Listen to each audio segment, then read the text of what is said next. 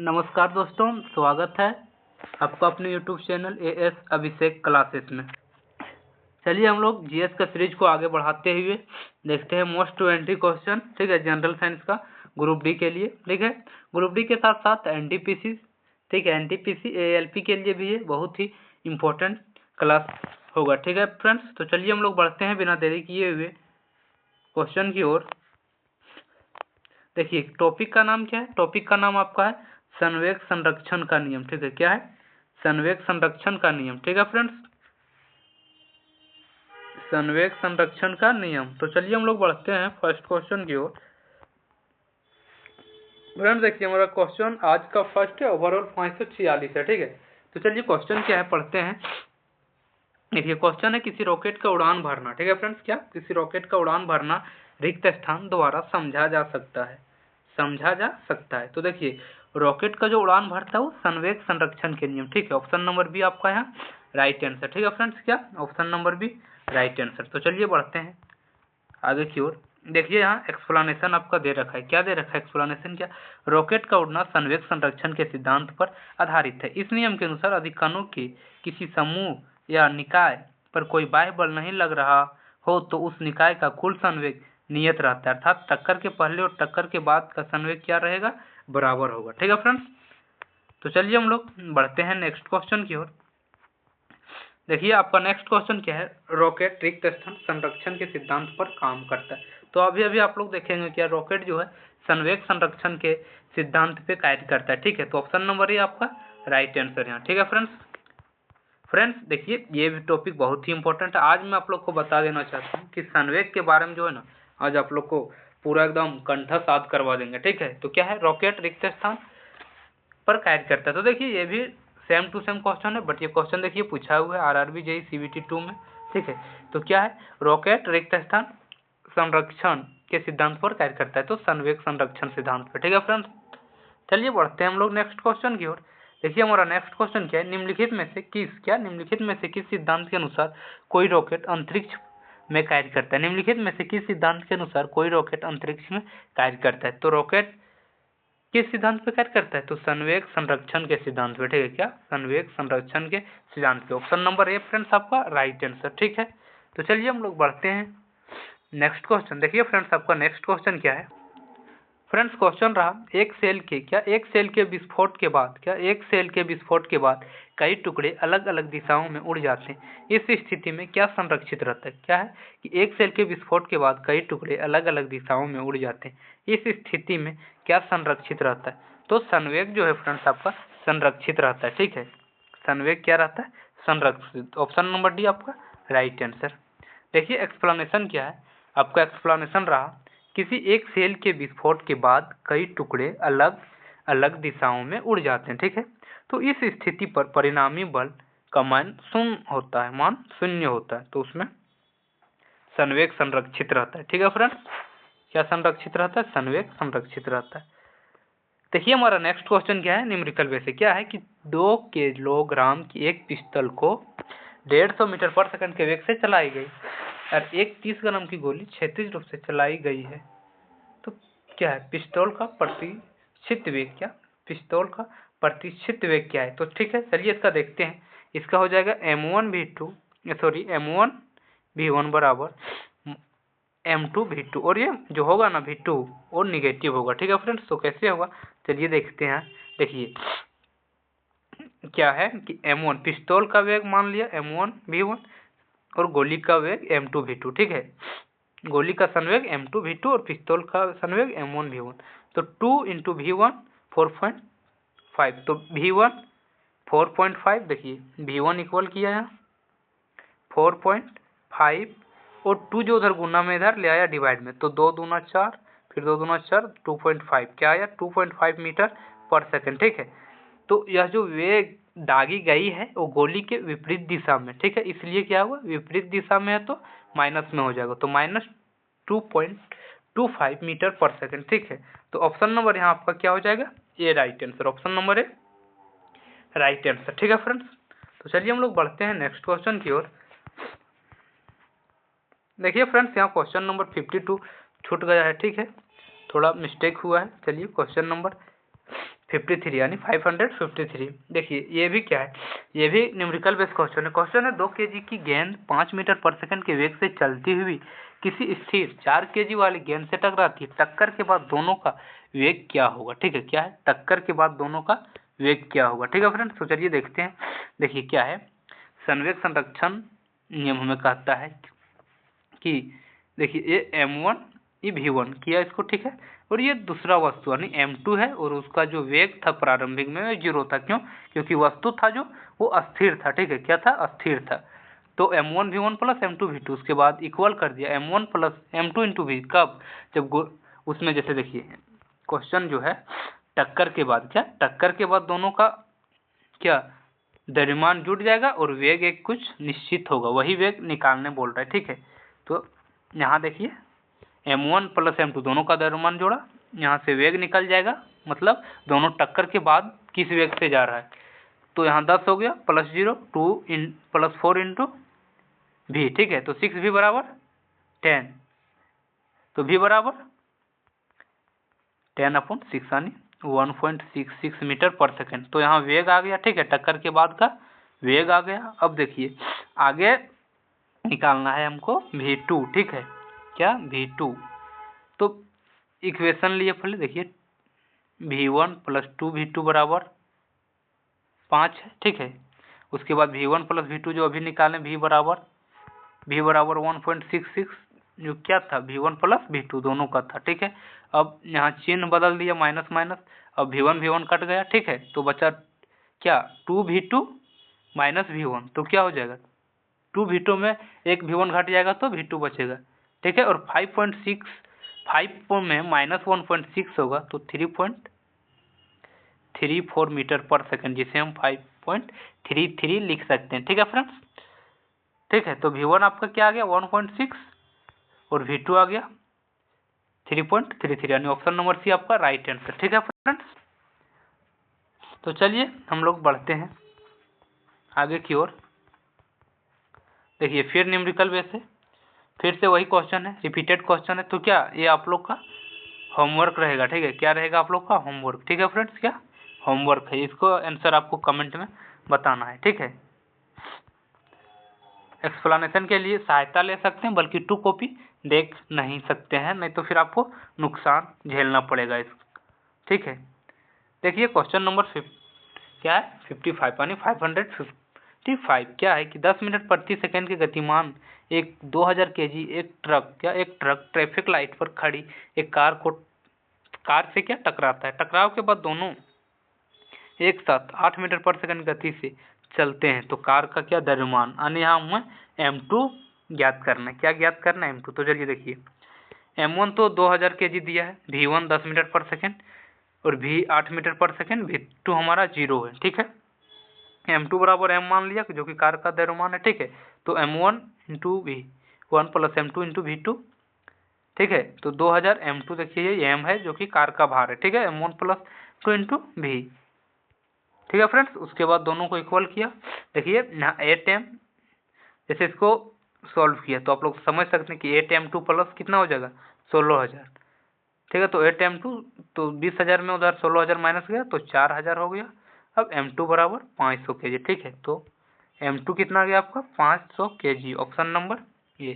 देखिए सीधा सीधी इसमें लगाया m1 v1 plus m2 v2 बराबर 2 लिख दिए यहाँ, ये नहीं होगा, क्या होगा m1 plus m2 into v। तो हमें यहाँ m2 निकालना था। क्यों? क्योंकि m1 हमारा कितना दे रखा था 2000 kg, v1 10 metre second, m2 हमको पता नहीं और v2 हमारा 0 है। ठीक है, क्या है v2 खड़ी है, यानी कार का जो वेग क्या है 0 है, तो ये पूरा 0 हो जाएगा।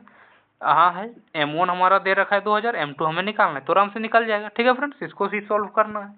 तो चलिए बढ़ते हैं हम नेक्स्ट क्वेश्चन की। देखिए फिर नेक्स्ट क्वेश्चन रहा, ये भी आप लोग का आज HW ही रहेगा। ठीक है, क्या रहेगा HW। ठीक है फ्रेंड्स,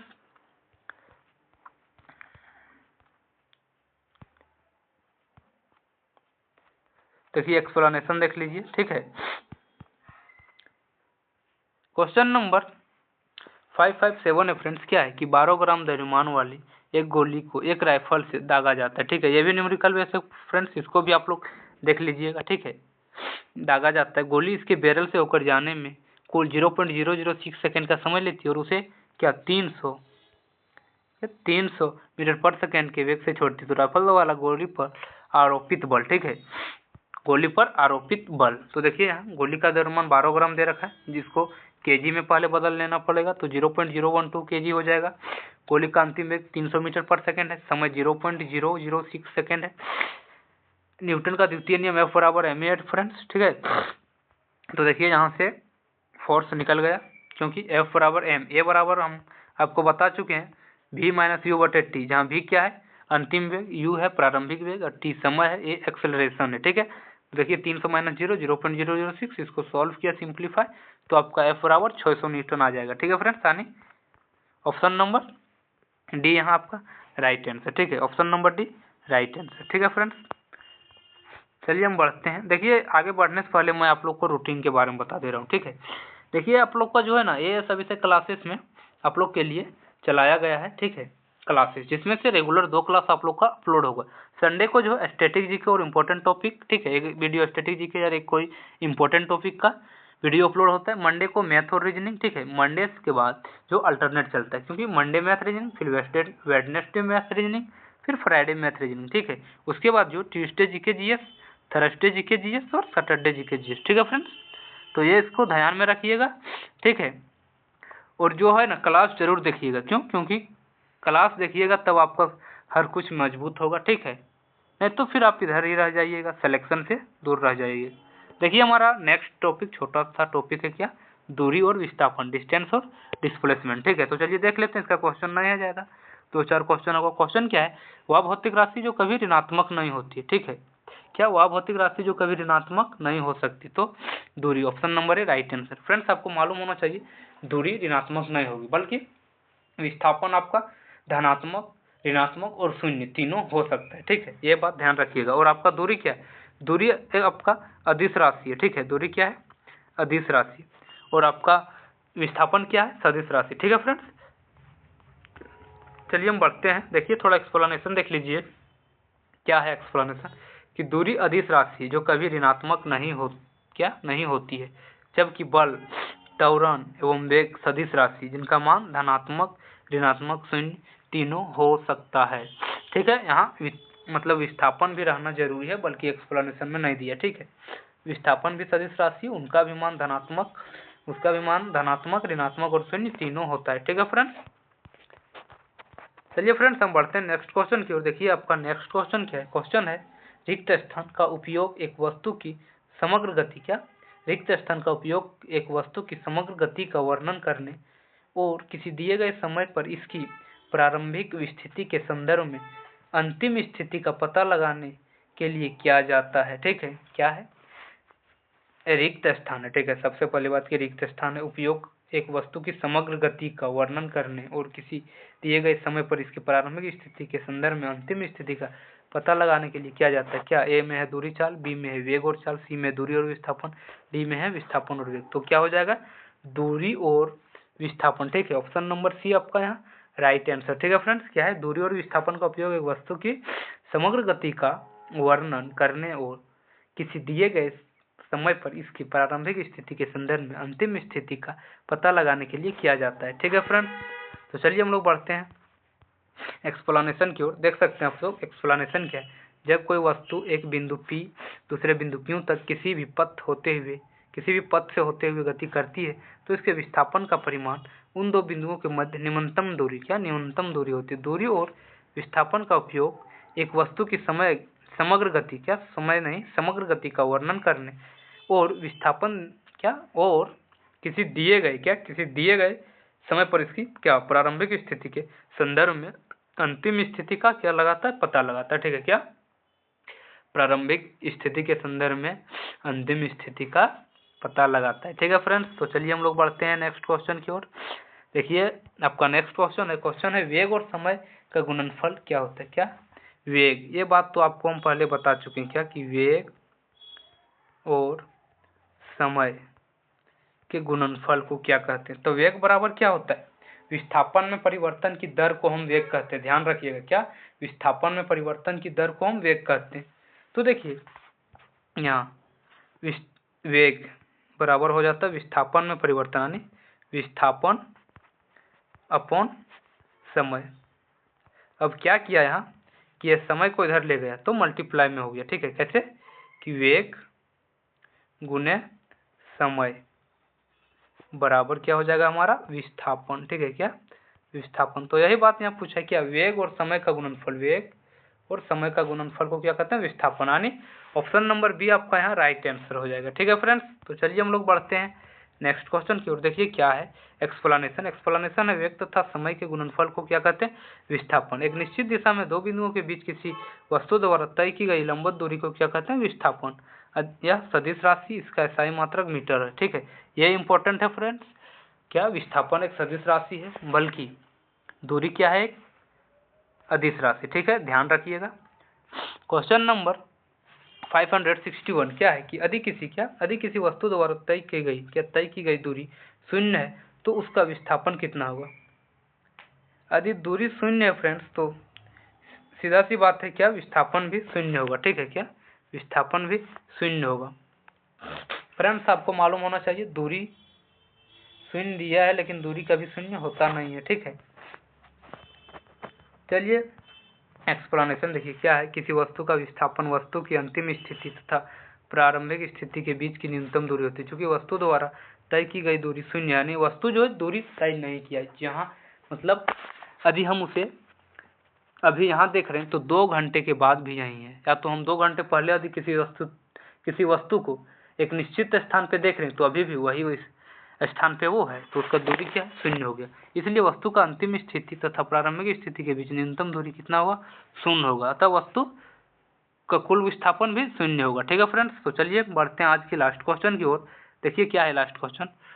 क्वेश्चन है एक वस्तु को ऊपर की ओर फेंका जाता है या 100 मीटर की ऊंचाई तक जाती है, ठीक है।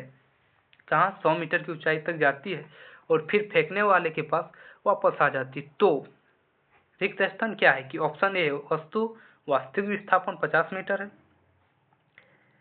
वस्तु द्वारा तय की गई दूरी शून्य है, वस्तु का वास्तविक विस्थापन 100 है, वस्तु का वास्तविक विस्थापन शून्य है। तो देखिए वस्तु का वास्तविक विस्थापन 50 नहीं हो सकता है, वस्तु को वास्तविक दूरी शून्य नहीं हो सकता। क्यों? क्योंकि 100 गया और 100 आया तो कितना हो जाएगा दूरी 200 मीटर। विस्थापन 100 मीटर नहीं होगा क्योंकि विस्थापन क्या होगा फ्रेंड्स शून्य होगा। क्यों? क्योंकि देखिए वस्तु जो यहाँ से गया 100 मीटर, ठीक है, यहाँ तक, और फिर यहाँ से आ गया इसी स्थिति में, ठीक है, यहीं, तो क्या होगा विस्थापन शून्य, ठीक है। क्या होगा शून्य, यानी ऑप्शन नंबर डी आपका राइट आंसर। तो चलिए देख लेते हैं एक्सप्लेनेशन क्या है। देखिए जब कोई वस्तु एक बिंदु P से दूसरे बिंदु O तक किसी विपथ होते हुए गति करती है तो इस विस्थापन का परिणाम उन दो बिंदुओं के मध्य न्यूनतम दूरी होती है, ठीक है। विस्थापन एक क्या है सदिश राशि। जब एक वस्तु को ऊपर की ओर फेंका जाता है और यह 100 मीटर ऊंचाई तक जाती है तो फिर फेंकने के वाले के पास वापस आ जाती तो वास्तविक विस्थापन शून्य होगा, ठीक है फ्रेंड्स। क्या होगा शून्य, ठीक है फ्रेंड्स। तो आज के लिए इतना ही, थैंक यू, धन्यवाद। फिर मिलते हैं नेक्स्ट वीडियो में। यदि चैनल पे आप लोग नए होंगे तो चैनल को सब्सक्राइब जरूर कर लें, ठीक है। धन्यवाद।